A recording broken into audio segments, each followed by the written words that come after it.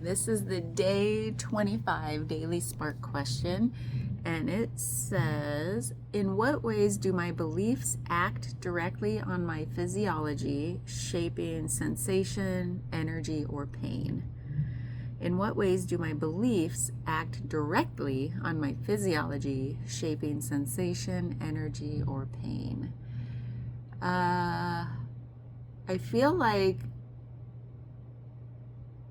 sensation, energy, or pain, like, I don't think it's like chicken or egg sort of thing coming into my mind here. So the beliefs, like when I feel sensation, a lot of times then that leaps into thought and meaning making, which is like belief is like the foundation of a lot of that meaning making.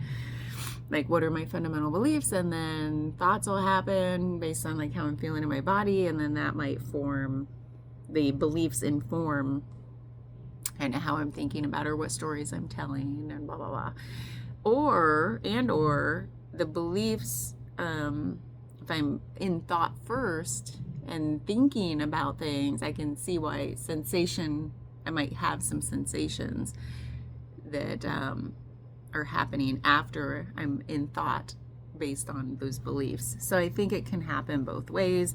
A lot of times, though, I feel like there's sensation happening, and then we're not so attuned to look at it or feel it, those subtle ones that then bubble up into thoughts and emotions.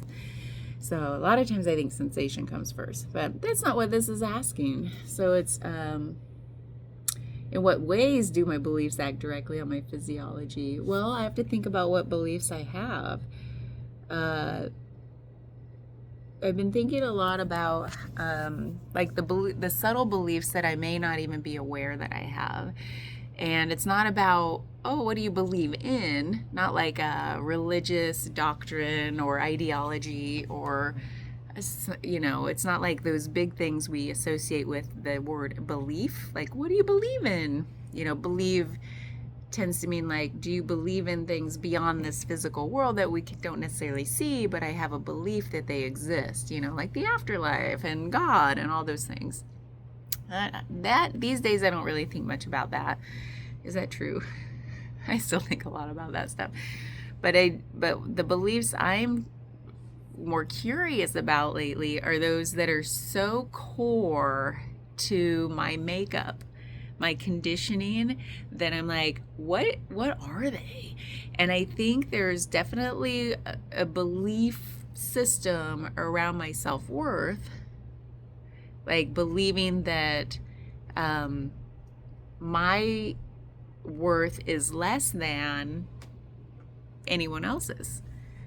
And that's just so, it feels so core. You might not like look at me in everyday life and say, hey, she is suffering from poor self-worth.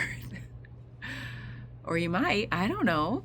It's none of my business what you think about me. So, but I think that it is so subtle. It's not like I'm always like, woe is me, and man, I can't do anything right. And, those big ways we might think of poor self-worth showing up in a person.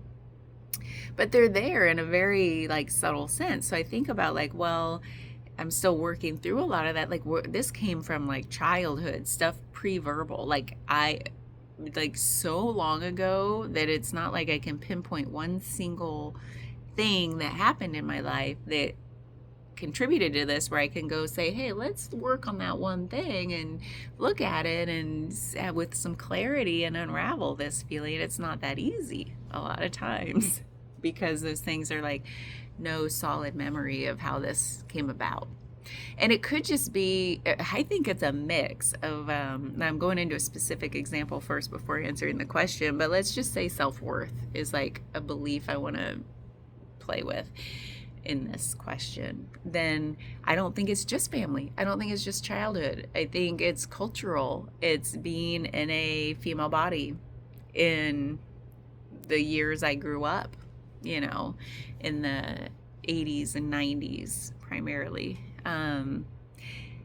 even in that girl power era, like I'm not going to go into the waves of feminism here, but it's been a wild ride that I'm still like, what is up, what is down, what is inside, outside.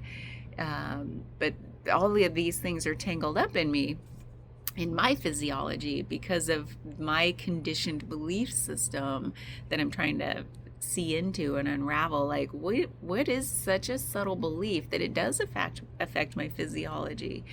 Whoops, again, I didn't bring I don't know where my little booklet is, of questions, so I'm looking on my computer. So physiology and sensation, energy and pain, definitely my energy levels are probably affected by this, because I've noticed like dealing with the family stuff I'm going through right now, there's stuff in my mom's sense of self-worth that I can see so clearly in her, and then I'm like, bzz, and then how it got implanted into me. And the energy levels in looking at that and dealing with what I'm dealing with her and us and the family and all that is exhausting. And there's a grief element too, and that's made up of storytelling as well. Like this idea of grief, it's not just so simple.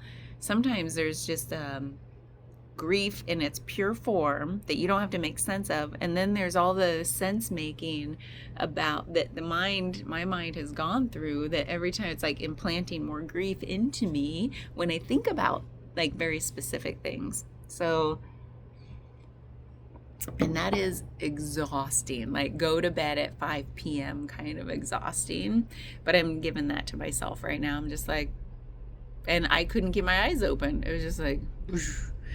So I'm doing that right now. And pain, the beliefs around pain, like about, so a belief system I have is like, go, go, go, do, work hard. That's your sense of self-worth is tied to working hard. I've talked about this a million times. I'm just saying that's a good example for me because I'm still unraveling that. And my pain threshold, people have told me through my life, has been pretty high. Like I don't tend not to like feel it. I like push through it, push. So you ignore, like I would ignore pain. And now not so much. Like I will definitely kind of feel the pain sensations now that I'm more attuned to how they show up in my body. But nowadays I'm turning to those pain sensations with curiosity, like, oh, what is that telling me? Where is it? What's it all about? And so I think that's one way to unravel this old storytelling about self-worth and value, like a sense, like value source, where is it coming from, is now, instead of shaming, blaming, all that to myself or other people about where it came from in my family, it's not worth blaming. Then it's more like, well, let's look at it with curiosity, and there's like this going into and opening, and that affects my physiology too. So the physiology piece is fascinating to me, the way our beliefs, and I was talking with my mom about this actually, this idea that our emotions affect our physiology, and dealt with emotions and examined feelings, and those can rise up from sensation. So taking sensation out of it a minute, talking about how the emotion body definitely has that influence on the physical body. And I'm glad there's more awareness around that these days. It might still sound woo-woo, but they're finding more linkages and these spontaneous healings that can happen when the person goes to the source of that emotional pain, that emotion body. There are different layers of the energetic body, and emotion is one of them. So that's why I say the emotion body.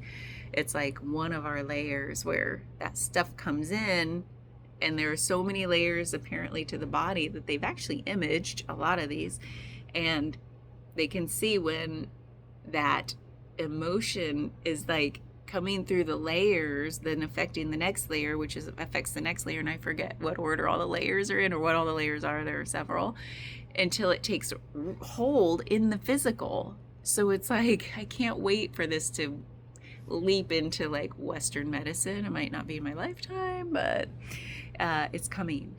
And so it's like, if we don't deal with those old hurts based on those old belief systems that we may not even be aware we have, then that's going to eventually like translate through the layers and latch into the physical body.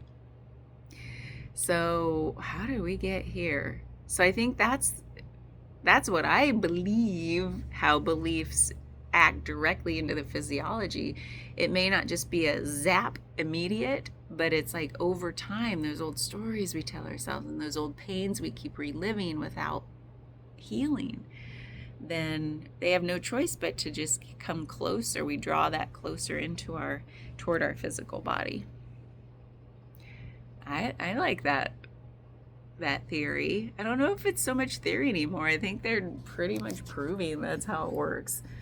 I don't know who they are, and I don't know how they're proving it, but like I said, I read a lot and I watch a lot of science podcasts and medical podcasts, and so I don't know where I get my information. I should just put a disclaimer on this whole YouTube channel.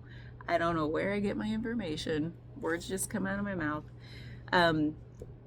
But I think there's a direct linkage for sure. I don't know what else to say about this. Bye.